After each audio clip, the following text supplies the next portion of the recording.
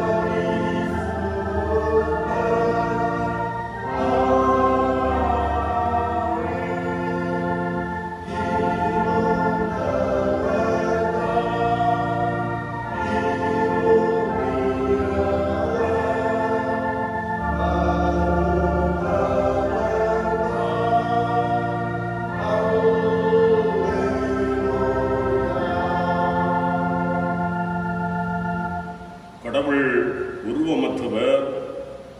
அவரை வழிபடுவோர் அவரது உண்மை இயல்புக்கு ஏற்ப அவரை வழிபட வேண்டும். படைகளின் ஆண்டவர் தூயவர், தூயவர், தூயவர். மண்ணுலகம் முழுவதும் அவரது மாட்சிமையால் நிறைந்துள்ளது. ஆண்டவரை புகழ்ந்து பாடுங்கள். நமது மீட்பின் பாறையை போற்றி ஆர்ப்பரியுங்கள். வாருங்கள், தாழ்வணிந்து அவரை தொழுவோம். நம்மை உருவாக்கின ஆண்டவர் முன் முழந்தாள் எடுப்போம். வேண்டுதல் செய்வோமாக. எல்லா துதிகளுக்கும் ஸ்தோத்திரங்களுக்கும் பாத்திரராக இருக்கிற தந்தை, மைந்தன், தூயாவி என்னும் திரித்துவ கடவுளை, இந்த மாட்சிமையும் ஆசீர்வாதமும் நிறைந்த இந்த புனிதமான ஓய்வு நாளின் காலைப்படுவதற்காய் ஆண்டவருக்கு நன்றி சொல்லுகிறோம். கடவுளை போற்றுகிறோம். ஆண்டவரை துதிக்கின்றோம். சுவாமி, கடந்து போன காலங்கள், கடந்து போன வேளைகளை எல்லாம் நாங்கள் திரும்பி பார்க்கிறோம். சிறப்பாக ஆண்டவரே, இந்த மாதத்தினுடைய முதலாவது ஓய்வு நாளை கண்ட எங்களை இந்த மாதத்தினுடைய கடைசி ஓய்வு நாளாக இருக்கின்ற இந்த நாளையும் நாங்கள் மகிழ்ச்சியோடு காணவும், ஆண்டவரே, நாங்கள் இருக்கின்ற இடங்களில் இருந்து இந்த காணொலி காட்சியின் வழியாக கடவுளை நாங்கள் மாட்சிமைப்படுத்தவும் ஆண்டவர் எங்களுக்கு அருள் செய்திருக்கின்றீர். கடவுளுக்கு நன்றி படைக்கின்றோம். ஆண்டவரே, இந்த தொழுகையிலே பங்கு கொள்ளுகின்ற இறைமக்கள் எல்லாரையும் கர்த்தர் தாமே ஆசீர்வதித்தருள வேண்டும் என்று கொண்டாடுகின்றோம். நாங்கள் உம்மை பாடும்போது, இறை வார்த்தைகளை வாசிக்கும் போது, இறைவனுடைய திருமுகத்தை நோக்கி பார்த்து கொண்டாடும் போது, இறை வார்த்தைகளை தியானிக்கும் போது, ஆண்டவரே, என்னுடைய அருள் பிரசன்னத்தை முழுமையாக நாங்கள் உணர்ந்து இறையாசியை நிறைவாக பெற்றுக்கொள்ளுகின்ற அனுபவத்தை ஆண்டவர் தர வேண்டும் என்று சொல்லி மன்றாடுகின்றோம். தொழுகையின் ஆரம்ப நேரம் முதல் இறுதி வரையிலேயும் இறை பிரசன்னம் எங்களோடு நிறைவாய் தங்குவதாக. எல்லா துதி, கனம், மகிமை அனைத்தையும் நாங்கள் உமக்கே படைக்கின்றோம். இவைகள் எல்லாவற்றையும் உம்முடைய திருமகனாம் இயேசு கிறிஸ்துவின் மூலமாய் தாழ்மையோடு ஜெபிக்கிறோம் பிதாவே. ஆமென். கடவுளின் திருநாம மாட்சிமைக்காக கிறிஸ்தவ பாமாலை புத்தகத்தில் 8வது கீதத்தை பாடி ஆண்டவரை மாட்சிமைப்படுத்துவோம். 8வது கீதம். தேவாதி தேவா திருமறையோவா சிறியனுக்கிறங்காய் தேவா என்று பாடும்.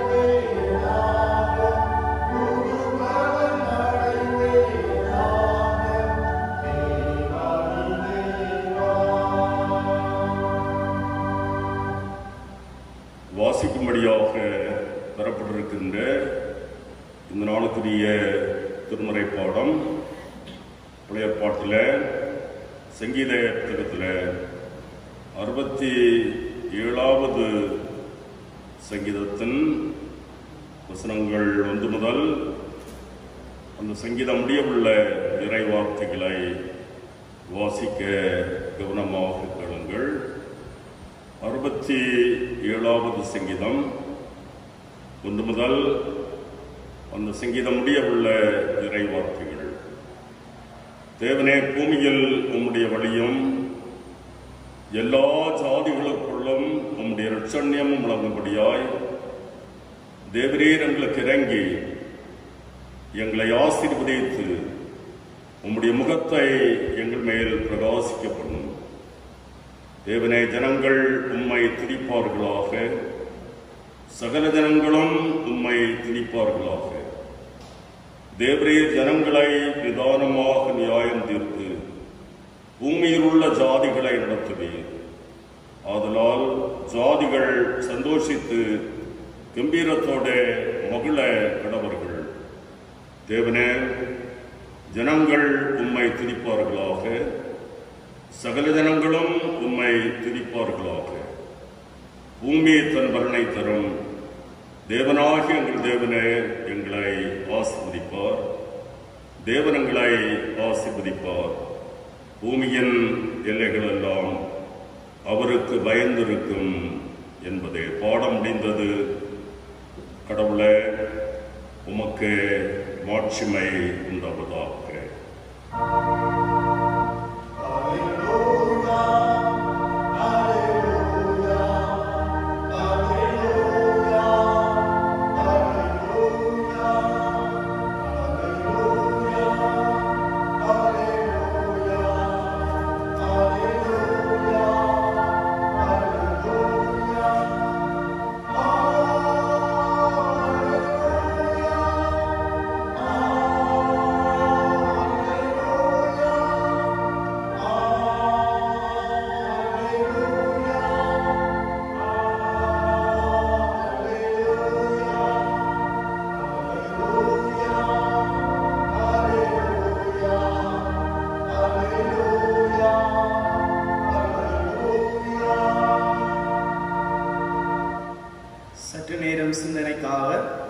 எடுத்துக்கொண்ட தலையங்கம் பல் நம்பிக்கை சமூகத்தில் கிறிஸ்தவ இருப்பு நிலை. எடுத்துக்கொண்ட ஆதார பகுதி சங்கீதம் 67:1-2. தேவனே, பூமியில் உம்முடைய வழியும் எல்லா சாதிகளுக்குள்ளும் உம்முடைய இரட்சணியமும் விளங்கும்படியாய் தேவரீர் எங்களுக்கு இறங்கி எங்களை ஆசீர்வதித்து உம்முடைய முகத்தை எங்கள் மேல் பிரகாசிக்க பண்ணும். ஒரு நிமிடம் நம்முடைய தலைகளை தாழ்த்தி ஜெபம் செய்வோமாக. எங்களை நேசித்து வழி நடத்தி வருகிற எங்கள் நல்ல ஆண்டவரே, இந்த ஓய்வு நாளின் கால வேலைக்காக உண்மை நாங்கள் நன்றியோடு துதிக்கிறோம், ஸ்தோத்திரிக்கிறோம், நன்றி செலுத்துகிறோம். அப்பா, இந்த ஒரு மாத காலமாக நீர் எங்களை அதிசயமாய் அற்புதமாய் வழி நடத்தியிருக்கிறீர். உமக்கு நாங்கள் நன்றி செலுத்துகிறோம். இந்த நாளிலும் நாங்கள் சிந்திக்க இருக்கிற வேத பகுதியை நீர் ஆசீர்வதிப்பீராக. அதன் வழியாய் எங்கள் வாழ்க்கையிலே பிரயோஜனம் உள்ளதாய் அமைய நீர் எங்களுக்கு கிருபை தர வேண்டும் என்று நாங்கள் ஜெபிக்கிறோம். ஆண்டவரே, உம்முடைய வார்த்தைகளை கொடுக்கிற அடியானை உம்முடைய கரங்களிலே தந்து ஜெபிக்கிறேன். உம்முடைய செட்டைகளை மறைத்து நீர் பாதுகாத்துக் கொள்வீராக. சுயம் என்னில் வெளிப்படாதவாறு நீர் வெளிப்பட்டு நீர் ஒவ்வொரு மக்கள் மத்தியிலும் இடைப்பட வேண்டும் என்று இறைமைந்தனாய் இயேசு கிறிஸ்துவின் வழியாய் நன்றியோடு ஜெபிக்கிறோம் நல்ல பிதாவே, ஆமீன். தேவனே, பூமியில் உம்முடைய வழியும் எல்லா சாதிகளுக்குள்ளும் உம்முடைய இரட்சணியமும் விளங்கும்படியாய் தேவரீர் எங்களுக்கு இறங்கி எங்களை ஆசீர்வதித்து உம்முடைய முகத்தை எங்கள் மேல் பிரகாசிக்க பண்ணும். ஆம், கிறிஸ்தவர்களாகிய நாம் இன்று பலவிதமான நம்பிக்கை கொண்ட ஒரு சமூகத்திலே நாம் வாழ்ந்து வந்து கொண்டிருக்கிறோம். கிறிஸ்தவர்களாகிய நாம் இன்று எப்படிப்பட்ட கிறிஸ்தவர்களாய் பிற சமய மக்கள் மத்தியிலே நாம் வாழ்ந்து வந்து கொண்டிருக்கிறோம் என்று நாம் சிந்தித்து பார்க்க வேண்டும். ஏனென்றால் பல நம்பிக்கை உடைய சமுதாயத்திலே நாம் வாழ்ந்து வந்து கொண்டிருக்கிறோம். நாம் இந்த பல சமுதாயத்திலே வாழ்கிற நாம், கிறிஸ்தவர்களாய் இருக்கிற நாம், பிற சமய மக்கள் மத்தியிலே நாம் கிறிஸ்துவுக்காய் செயல்படுகிற பொழுது நம்முடைய வாழ்க்கையின் மூலமாக பிறர் அவர்களை அறிந்து கொள்ள, ஆண்டவரை அறிந்து கொள்ள விதமாக அமைய வேண்டும். இப்படிப்பட்ட பலவிதமான ஜாதிகளின் மத்தியிலும் வாழ்கிற கிறிஸ்தவர்களுடைய நம்முடைய வாழ்க்கை, கிறிஸ்தவ வாழ்க்கை எப்படிப்பட்டதாய் காணப்படுகிறது என்று இந்த ஓய்வு நாளின் கால வேளையிலே நாம் சிந்திக்க கடமைப்பட்டவர்களாய் காணப்படுகிறோம். நாம் வாழ்கிற இந்த இந்திய தேசத்திலே பல சமய நம்பிக்கை கொண்டவர்களாய் காணப்படுகிறார்கள். சிலர் அனைத்து சமயத்தையும் நம்பிக்கை கொண்டவர்களாய் காணப்படுகிறார்கள். ஒரு சில சமயங்களை அவர்கள் நம்பிக்கை கொண்டவர்களாக செயல்படுகிறார்கள். ஆனால் கிறிஸ்தவர்களாகிய நாம் ஆண்டவரை நாம் தொழுது கொள்கிறோம். ஆனால் ஆண்டவருடைய நம்பிக்கையிலேயே நாம் உறுதியாய் செயல்படுகிறோமா என்று நாம் சிந்தித்து பார்க்க வேண்டும்.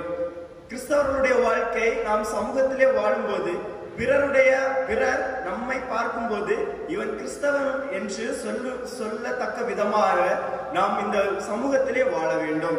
அவ்வாறு வாழும்போது பிறர் ஆண்டவரை அறியாத பிற இன மக்கள் ஆண்டவரை அறிந்து கொண்டு ஆண்டவருடைய வழியிலே நடக்க ஏற்ற விதத்திலே அமையும்.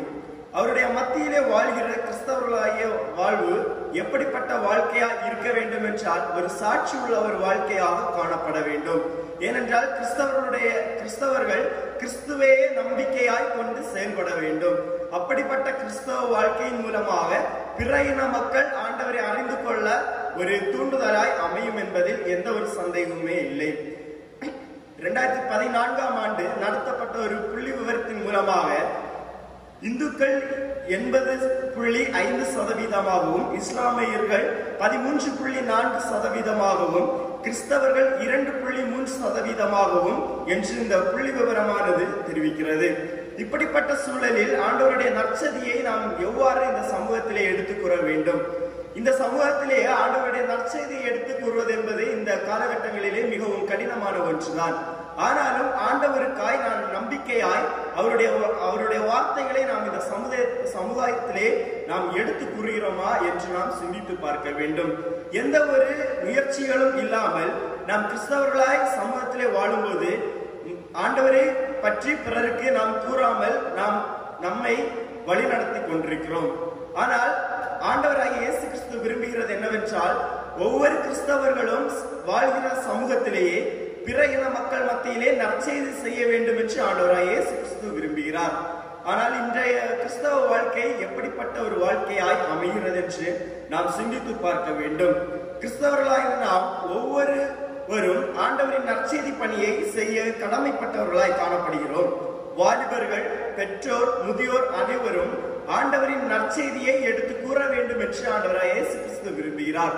வேதாகமத்திலே கூறப்பட்டுள்ளது, வாலிபர்களை இந்த தேசத்திலே ஒரு எழுப்புதலாய் நான் செயல்படுத்துவேன் என்று ஆண்டவராகிய இயேசு கிறிஸ்து சொல்லி இருக்கிறார். அப்படிப்பட்ட வாலிபர்களாகிய நம்முடைய வாழ்க்கை கிறிஸ்துவுக்காக நாம் எவ்வாறு செயல்படுகிறோம், ஆண்டவருடைய நற்செய்தி பணியை நாம் எவ்வாறு செயல்படுத்துகிறோம் என்று சிந்தித்து பார்க்க வேண்டும். இயேசு கிறிஸ்து அநேக பாடுகளின் மத்தியிலும் அவர் பல இடங்களிலே சென்று பல புறஜாதியார் மக்கள் மத்தியிலே ஆண்டவராகிய இயேசு கிறிஸ்து அவருடைய வார்த்தைகளை கூறி பிற இன மக்கள் ஆண்டவரை அறிந்து கொள்ளவும் அந்த நம்பிக்கையிலே வாழவும் அவருடைய வார்த்தைகள் ஒரு உறுதுணையாய் அமைந்தது. ஆனால் கிறிஸ்தவர்களாகிய நாம் சமூகத்திலே வாழ்கிறோம், ஆண்டவரை தொழுது கொள்கிறோம், ஆண்டவரை பற்றி அறிந்திருக்கிறோம். நம் சமூகத்திலே வாழ்கிற நாம் பிற இன மக்கள் மத்தியிலே ஏன் ஆண்டவருடைய நற்செய்தி பணியை எடுத்து கூறுவதில்லை என்று நாம் சிந்தித்து பார்க்க வேண்டும். இந்த சூழல்களிலே கிறிஸ்தவ வாழ்வு எப்படி அமைய வேண்டும் என்று இந்த 3 தலையங்கத்தின் கீழாக நாம் சிந்திக்க முற்படுவோம். முதலாவதாக நம்பிக்கையில் நிலைத்திருத்தல். தானியேல் 1வது அதிகாரம் 14வது வசனம் இவ்வாறாக கூறுகிறது, அவன் இந்த காரியத்திலேயே அவர்களுக்கு செவி கொடுத்து 10 நாளளவும் அவர்களை சோதித்து பார்த்தான் என்று கூறப்பட்டுள்ளது. கிமு 605ஆம் ஆண்டு வாழ்ந்த பாபிலோன் ராஜாவாகிய நேபுகாத்நேச்சர் எருசலேமை முற்றுகை போட்டு எருசலேமில் உள்ள ஆலயத்தில் உள்ள கலன்கள் சில உயர்குடி ஞானம் படைத்த ஞானவான்களை அனைவரும் சிறைப்பிடித்து சென்றதை நாம் இந்த வேத பகுதியிலே நம்மால் காண முடியும். அதில் ஒருவர் தான் இந்த தானியேல். இந்த தானியேல் மிகவும் ஞானத்திலே மிகவும் ஒரு உயர்ந்தவனாய் காணப்பட்டான். முற்றுகை போட்ட அந்த நாளிலேயே சிறைப்பிடிக்கப்பட்டு சென்ற இடத்திலேயே இந்த நேபுகாத்நேச்சர் என்ன செய்கிறார் என்றால் அந்த கலிலேயரின் எழுத்துக்களை கற்றுக்கொள்ளவும் அங்கு உள்ள ராஜ உணவை உண்ணவும் குடிக்கவும் அங்கு அவர்கள் உணர்த்துகிறார்கள். ஆனால் இந்த தானியேல் என்ன செய்கிறார்கள் என்றால் அந்த இடத்திலேயே ஆண்டவருக்காய் நம்பிக்கையாய் நிலைத்திருக்கிறார். இது தீட்டான ஒரு விஷயம். இந்த தீட்டான பானபாத்திரங்களை நாங்கள் சாப்பிட மாட்டோம் என்று அவர்கள் உறுதியாய் அதிலே செயல்படுகிறார்கள். அவருடைய வார்த்தைக்கு செவி கொடுக்காமல் இந்த உணவானது எங்களை தீட்டுப்படுத்தும் என்று சாதாரண உணவை தாருங்கள் என்று அந்த நேபுகாத்நேச்சரிடம் இந்த தானியேல் தைரியமாக எடுத்து கூறுகிறார். அதையும் சோதித்து பார்ப்போம் என்று நேபுகாத்நேச்சர் நினைத்து தானியேலின் வழியாய் தானியேல் அதிலே நிலைநிறுத்தி வாழ்கிறான். நம்பிக்கையில் நிலையுடையதாய் காணப்படுகிறான். ஆனால் கிறிஸ்தவர்களுடைய வாழ்க்கையிலே நாம் எப்படிப்பட்ட ஒரு நிலையான வாழ்க்கையை நாம் கொண்டிருக்கிறோம் என்று நாம் சிந்தித்து பார்க்க வேண்டும். எப்படிப்பட்ட நம்பிக்கையினை நாம் அடைந்திருக்கிறோம் என்று நாம் சிந்தித்து பார்க்க வேண்டும். ஆண்டவரை தொழுது கொள்கிறோம், ஆண்டவருக்காய் நாம் வாழ்கிறோம். ஆனால் ஆண்டவரிடத்திலே நாம் நிலைத்து வாழ்கிறோமா என்று நாம் சிந்தித்து பார்க்க வேண்டும். 10 நாட்கள் கழித்து பார்த்த பிறகு ராஜ உணவை உண்டவர்களை விட இந்த சாதாரண உணவை உண்டவர்கள் எப்படிப்பட்டவர்களாய் காணப்பட்டார்கள் என்றால், அழகுடையவர்களாகவும் தோற்றத்திலே நல்ல ஒரு சிறந்தவர்களாகவும் அறிவிலும் ஆற்றலிலும் சிறந்தவர்களாய் காணப்பட்டார்கள் என்று இந்த தானியேல் பகுதி கூறுகிறது.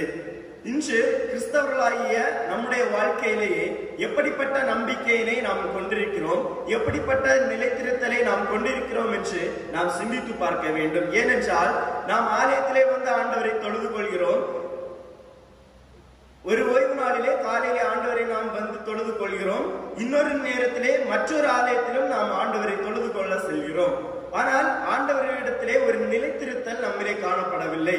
ஏனென்றால் நாம் ஆண்டவரை தேடி தேடி பிற கொடுகைகளுக்கும் நாம் சென்று கொண்டிருக்கிறோம்.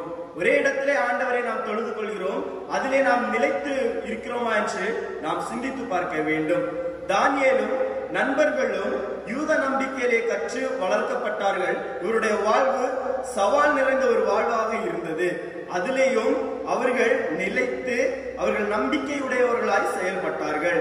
தானியேலை போல அவருடைய நண்பர்களைப் போல நம்முடைய வாழ்க்கை காணப்படுகிறதா? நம்பிக்கையிலேயே நம்முடைய வாழ்க்கை காணப்படுகிறதா என்று நாம் சிந்தித்து பார்க்க வேண்டும். கிறிஸ்தவர்களாகிய நம்மிலே அநேக பேரில் இன்று நம்பிக்கையற்றவர்களாக நாம் செயல்பட்டு வருகிறோம். ஒரு விசுவாசமற்றவர்களாக நாம் காணப்படுகிறோம். ஏன் கிறிஸ்தவர்களாகிய நம்முடைய வாழ்க்கையிலேயே ஏன் இந்த நம்பிக்கை இல்லை, ஏன் இந்த ஒரு விசுவாசம் இல்லை என்று நாம் சிந்தித்து பார்க்க வேண்டும். பிற சமய மக்களை நாம் எடுத்து பார்த்தோம் என்றால் அவர்கள் ஆண்டவரை அறிந்து கொள்ளாமல் பிற தெய்வங்களை வழிபடுகிறார்கள். ஆனால் அவர்கள் அதிலே உறுதியாய் நிலைத்திருந்து அதிலே அவர்கள் விசுவாசம் உடையவர்களாய் காணப்படுகிறார்கள். ஆனால் கிறிஸ்தவர்களுடைய வாழ்க்கையிலேயே விசுவாசமும் இந்த நம்பிக்கையும் காணப்படுகிறதா என்று நாம் இந்த காலை வேளையிலும் சிந்தித்து பார்க்க வேண்டும். இரண்டாவதாக, அருகில் இருப்போரை புரிந்து கொள்ளுதல். அருகில் இருப்போரை புரிந்து கொள்ளுதல். கடவுள் பேதுருவை யூதரல்லாத கொர்நேலியுவின் இல்லத்திற்காக அனுப்புகிறார். அவன் ஜெபம் செய்து கொண்டிருந்த போது அங்கு ஒரு குரலை கேட்கிறான். ஒரு தீர்க்க தரிசனத்தையும் அவன் பெறுகிறான். அதன் வழியாய் பேதுருவின் மனதிலே இருந்த கேள்விக்கு ஏற்ற பதில் அந்த குரலிலும் தீர்க்க தரிசனத்திலும் அமைந்திருந்தது. அதன் வழியாய் ஆண்டவருடைய ஒரு வார்த்தையை புரிந்து கொள்ளுதலை அங்கே காணப்படுகிறது. கடவுளின் வெளிப்பாடுகள் சமயம் சார்ந்ததாக போதிக்கப்படாமல் நம்பிக்கையை விட மேலானது என்று உணர்ந்து கொள்ள வேண்டும். மனிதர்களாகிய நாம் பிற இன மக்களையும் நாம் புரிந்து கொள்ள வேண்டும். கிறிஸ்தவர்களாகிய நாமும் நம்மை புரிந்து கொள்ள வேண்டும். கிறிஸ்துவுடைய பண்பையும் நாம் புரிந்து கொள்ள வேண்டும். அவ்வாறு ஒரு புரிந்து கொள்ளுதல் தன்மை மிகவும் முக்கியமானது கிறிஸ்தவர்கள் மத்தியிலே காணப்பட வேண்டும். நம்முடைய கிறிஸ்தவ வாழ்விலும் எடுத்து பார்த்தோம் என்றால் நம்மிடையே புரிந்து கொள்ளுதல் அநேக பேரிடத்திலே காணப்படவில்லை என்பது மிகவும் முக்கியமான ஒன்று. ஏனென்றால் சகோதரர்களுக்குள்ளே ஒரு புரிந்து கொள்ளுதல் இல்லை, குடும்பத்துக்குள்ளே ஒரு புரிந்து கொள்ளுதல் இல்லை. ஏன் நம்முடைய இந்த புரிந்து கொள்ளுதல் இல்லை என்று நாம் சிந்தித்து பார்க்க வேண்டும். பேதுரு தான் கண்ட காட்சியின் மூலமாக தன் மனதிலே இருந்த கேள்விக்கேற்ற பதிலை ஆண்டவர் அங்கு கொடுக்கிறார். ஆனால் எல்லா இனத்தவரிலும் அவருக்கு அஞ்சி நடந்த நேர்மையாக செயல்படுவது அவருக்கு ஏற்புடையதாய் என்று விளங்குகிறது. ஏனென்றால் மற்றவர்களை நாம் புரிந்து கொண்டு வாழ்க்கையிலேயே நாம் புரிந்து கொள்ளுதலை மேன்மையாய் காணப்பட வேண்டும். மனிதர்களுக்கு இடையே அல்லது நம்முடைய நாட்டில் காணப்படுகிற சமய சடங்குகளும் நம்பிக்கைகளும் ஒருபுறம் இருக்க, நாம் வாழ்கிற இந்த காலகட்டங்கள் மத்தியிலும் வாழும் நண்பர்களோடும் உறவினர்களோடும் எப்படிப்பட்ட ஒரு புரிந்து கொள்ளுதலை நாம் பெற்றுக்கொள்கிறோம் என்று நாம் சிந்தித்து பார்க்க வேண்டும். மக்கள் மத்தியிலே நாம் எப்படி புரிந்து கொள்ளுதலை நாம் பெற்றிருக்கிறோம், எப்படி ஒன்றிணைக்கப்பட்ட ஒரு வாழ்வாக காணப்படுகிறது என்று நாம் சிந்தித்து பார்க்க வேண்டும். கிறிஸ்தவ வாழ்வு என்பது அனைவரையும் புரிந்து கொள்ளுதல் வேண்டும். அது மட்டுமல்ல, பிறரோடு ஒன்றிணைத்த வாழ்க்கையும் அதன் வழியாய் காணப்பட வேண்டும்.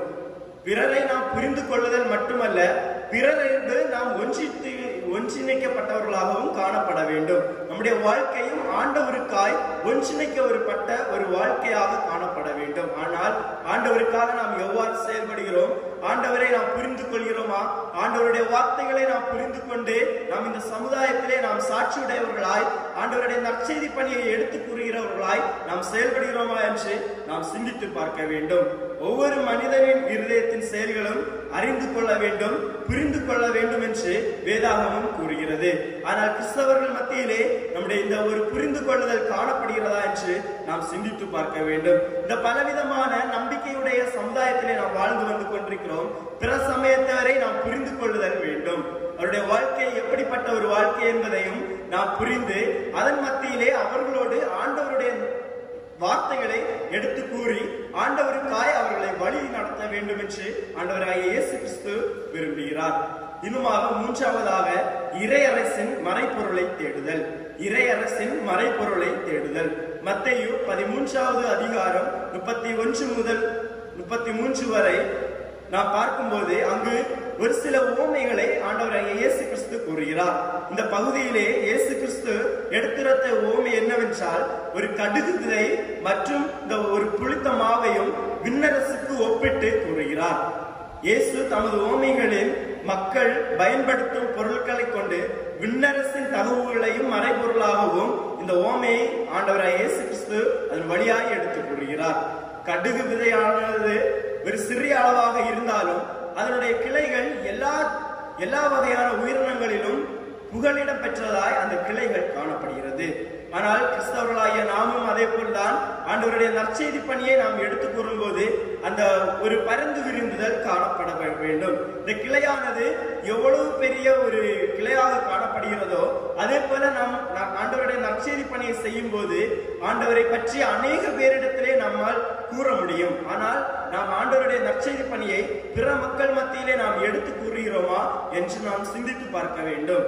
அதே போல விண்ணரசின் நற்செய்தி கலிலேயில் உள்ள பிற இன மக்களுக்கு களைப்பின்றி கொடுக்கப்பட்டது என்று வேதாகமம் கூறுகிறது.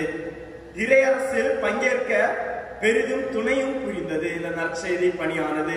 ஆனால் கிறிஸ்தவர்கள் மத்தியிலே இறையுறவிலே நாம் எவ்வாறு செயல்படுகிறோம் என்று நாம் சிந்தித்து பார்க்க வேண்டும். இறையரசின் மறைபொருளை நாம் எவ்வாறாக தேடுகிறோம்? ஆண்டவருக்காய் நாம் நம்பிக்கையுடையவர்களாய் நாம் காணப்படுகிறோமா?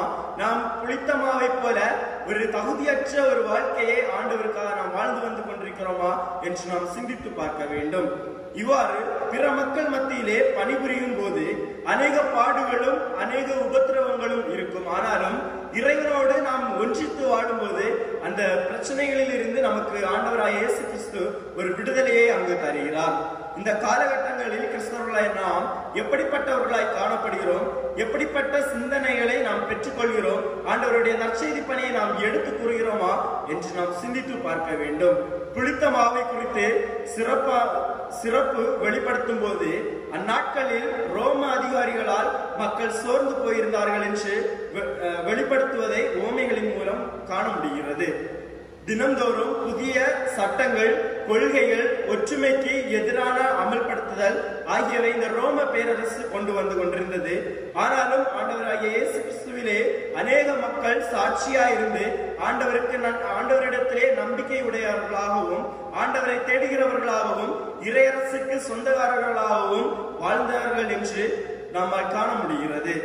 ஆனால் இப்படிப்பட்ட சூழலில் இயேசுவின் நற்செய்தியை நேரம் வாய்க்கும் போது மக்களுக்கு சிறிதாய் வெளிப்படுத்தும் போதும் அதன் சாரங்கள் நம்முடைய கண்களுக்கும் பார்வைக்கும் புலப்படாமல் அதன் செயல்களில் மாற்றத்தை ஏற்படுத்தும் என்று கூறப்படுகிறது. நாம் கிறிஸ்தவர்களாய் இருக்கிறோம். ஆண்டவருக்காய் எப்படிப்பட்ட ஒரு மாற்றமான வாழ்வை நாம் வாழ்ந்து வந்து கொண்டிருக்கிறோம்?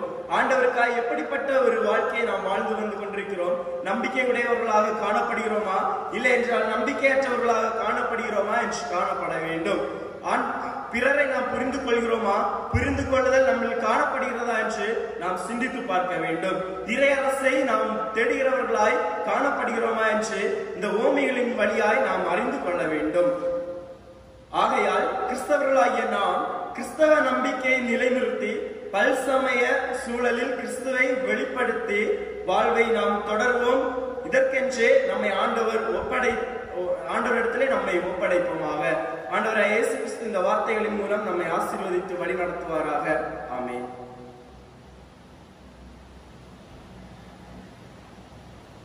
நம்முடைய விசுவாசத்தை அப்போஸ்தல விசுவாச பிரமாணத்தின் வழியாக இணைந்து ஏறெடுப்போம். வானத்தையும் பூமியையும் படைத்த சர்வ வல்லமை உள்ள பிதாவாகிய கடவுளை விசுவாசிக்கிறேன். அவருடைய ஒரே குமாரனாகிய நம்முடைய நாதர் இயேசு கிறிஸ்துவையும் விசுவாசிக்கிறேன். அவர் பரிசுத்த ஆவியினாலே கன்னிமரியாளிடத்தில் உற்பத்தி பிறந்தார். பொந்தியும் பிலாத்துவின் காலத்தில் பாடுபட்டு சிலுவையில் அறையுண்டு மரித்து அடக்கம் பண்ணப்பட்டு பாதாளத்தில் இறங்கினார். 3ஆம் நாள் மரித்தொழிந்து எழுந்தறினார். பரமண்டலத்துக்கேறி சர்வ வல்லமை உள்ள பிதாவாகிய கடவுளின் வலது பாசத்திலே வீற்றிருக்கிறார். அவ்விடத்திலிருந்து உயிருள்ளரையும் மரித்தரையும் நியாயம் தீர்க்க வருவார். பரிசுத்த ஆவியை விசுவாசிக்கிறேன். பொதுவாயிருக்கிற பரிசுத்த சபையும் பரிசுத்தவான்களுடைய ஐக்கியமும் பாவ மன்னிப்பும் சரீர உயிர்த்தெழுதலும் நித்திய ஜீவனும் உண்டென்று விசுவாசிக்கிறேன். ஆமென். தொழுகையின் நிறைவுக்காகவும் ஆண்டவருடைய நாமம் மகிமைப்படும்படியாகவும் நாம் இணைந்து கீர்த்தனை பாடல்களிலே 308வது பாடலை நாம் இணைந்து பாடுவோம். கீர்த்தனையே 308. இயேசு நேசிக்கிறார், இயேசு நேசிக்கிறார், இயேசு என்னை நேசிக்க யான் செய்த தென்னமா தவமோ என்ற பாடலை நாம் இணைந்து பாடுவோம்.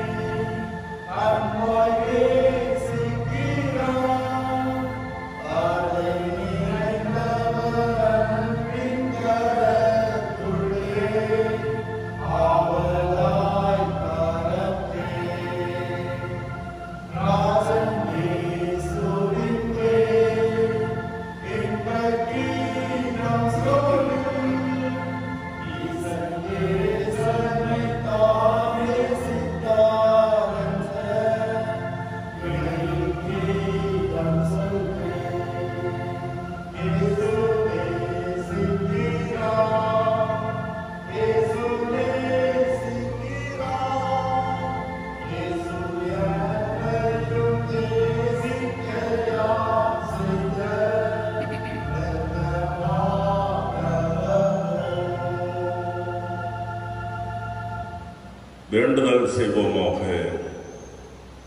அன்பு நிறைந்த நல்ல ஆண்டவரே, ஆசீர்வாதமான காலை உழைக்காய் ஆண்டவருக்கு நன்றி செலுத்துகிறோம். இந்த புனிதமான ஓய்வு நாளை நாம் நினைக்கின்றோம். கடந்து போன காலங்களை வேளைகளை எல்லாம் திரும்பி பார்க்கின்றோம். ஆண்டவருடைய பராமரிப்பை, பாதுகாவலை, வழி நடத்துதலை நன்றி பெருக்கோடு நாங்கள் எண்ணி பார்க்கின்றோம். நாங்கள் அத்தகைய உலகிலே வாழ்ந்து கொண்டிருக்கிறோம் என்பதை நாங்கள் திட்டமாக உணர்கின்றோம். பயங்கரமான காலங்களிலே நாங்கள் வைக்கப்பட்டிருக்கின்றோம்.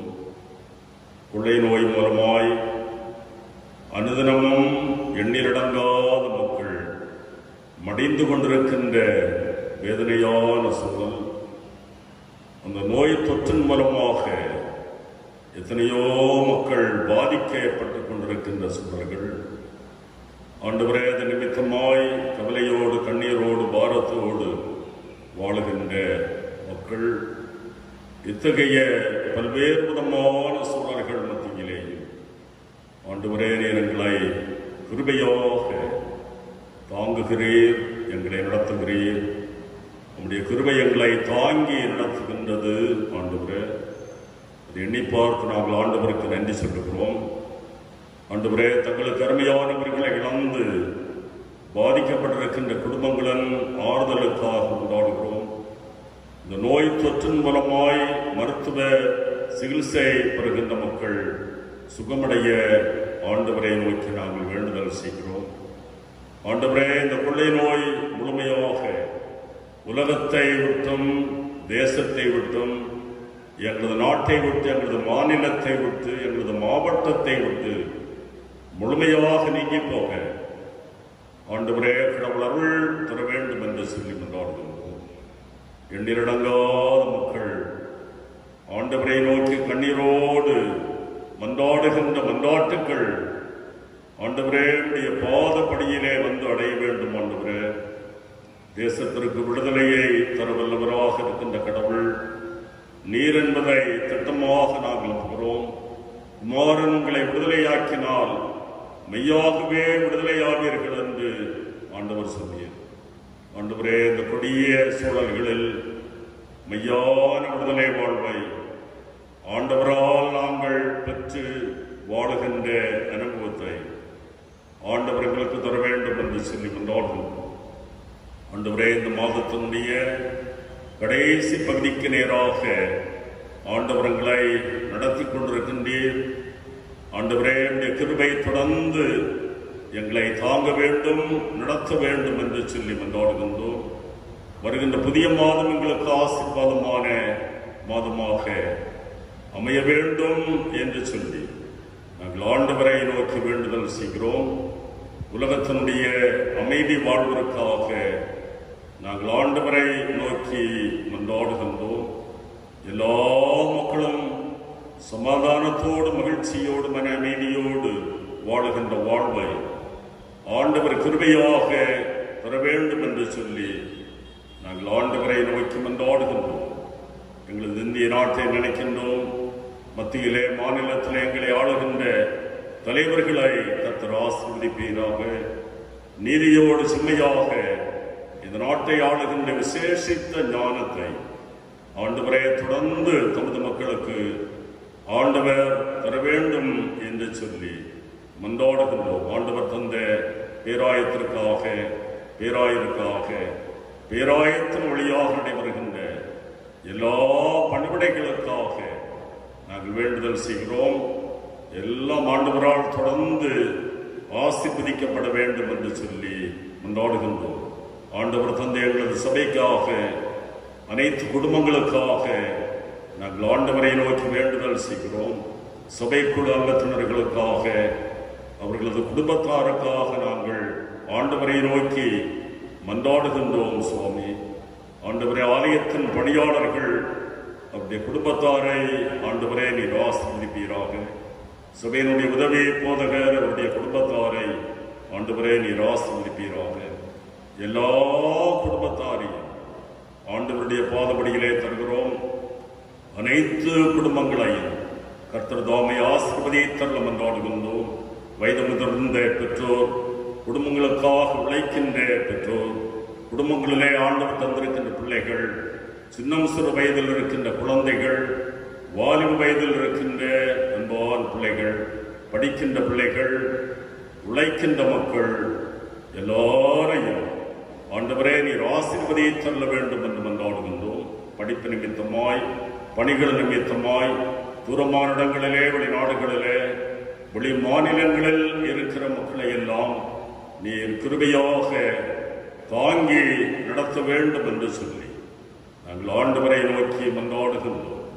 ஆண்டவரே, இறைமக்கள் பல்வேறு பாதிப்புகளை சந்திக்கின்ற ஒரு காலத்திலே வைக்கப்பட்டிருக்கின்றார்கள். ஆண்டவரே, இந்த எல்லா பாதிப்பிலும் இருந்து பூர்ணமான விடுதலையை பெற்று மகிழ்ச்சியோடு மன நிறைவோடு வாழுகின்ற வாழ்வை கடவுள் தாமே தர வேண்டும் என்று சொல்லி மன்றாடுகிறோம். இந்த வட்டாரத்தில், இந்த தேசத்திலே வாழுகின்ற எல்லா மக்களையும் ஆண்டவரே நீர் ஆசீர்வதியை தர வேண்டும் என்று மன்றாடுகின்றோம். இந்த வாரத்திலே தங்களது திருமண நாளை கண்டு புதிய ஆண்டிற்குள்ளாக பிரவேசிக்கின்ற குடும்பத்தாரை கர்த்தர் தாமே ஆசீர்வதிப்பீராக. குடும்ப வாழ்வில் தொடர்ந்து இறைவனுடைய ஆசீர்வாதங்களை தமது மக்கள் பெற்று வாழ ஆண்டவர் அருள்தாரும். இந்த வாரத்திலே தங்களது பிறந்த நாள் விழாக்களை கண்டு புதிய வயதிலே பிரவேசிக்கின்ற இறை மக்களுக்காக நாங்கள் கொண்டாடுகின்றோம். புதிய வயதிலே புதிய நன்மைகளை, புதிய ஆசீர்வாதங்களை வாழ்விலே கடவுள் தமது பிள்ளைகளுக்கு தர வேண்டும் என்று சொல்லி நாங்கள் ஆண்டவரை நோக்கி மன்றாடுகின்றோம். ஆண்டவரே, ஒரு மாதத்தினுடைய கடைசி பந்திக்கு நேராக ஆண்டவர்களை நடத்துகின்றேன். வருகின்ற புதிய மாதம் எங்களுக்கு ஆசீர்வாதமான மாதமாக அமைய வேண்டும். ஆண்டவரே, தகப்பனே, நாங்கள் விடுதலை வாழ்வை, மகிழ்ச்சியை, மன அமைதியை அதிகமாக பெற்றுக்கொள்ளுகின்ற நாட்களாக வருகின்ற புதிய மாதத்தினுடைய நாட்கள் எங்களுக்கு அமைய வேண்டும் என்று சொல்லி நாங்கள் ஆண்டவரை நோக்கி மன்றாடுகின்றோம். இந்த நாளிலும் நாங்கள் சிந்தித்த இறை வார்த்தைகளுக்காக ஆண்டவருக்கு நன்றி சொல்லுகிறோம். பல்சமய சூழலில் கிறிஸ்துவ இருப்பு நிலை என்ற தலையங்கத்தை மையமாக கொண்டு ஆண்டவரே உடைய வார்த்தைகளை நாங்கள் சிந்தித்தோம். நம்மிலே நிலைத்திருத்தல், அருகில் இருப்போரை புரிந்து கொள்ளுதல், இறை அரசன் மறை பொருளை தேடுதல் என்ற தலையங்கத்தின் கீழே ஆண்டவரே உடைய வார்த்தைகளை தெளிவாக நாங்கள் சிந்திக்க நீர் எங்களுக்கு அருள் தந்தீர். கிறிஸ்தவர்களாய் வாழுகின்ற நாங்கள் பல்சமய சூழலில் இந்த உலகத்திலே நாங்கள் வைக்கப்பட்டிருக்கிறோம்.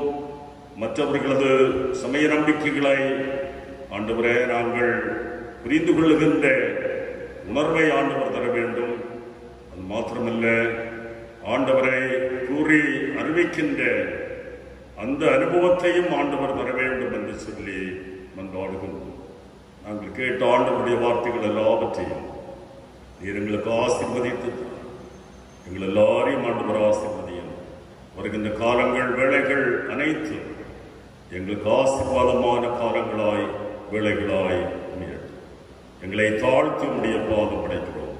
கிறிஸ்து இயேசுவின் மூலமாய் ஜெபிக்கிறோம் பிதாவே.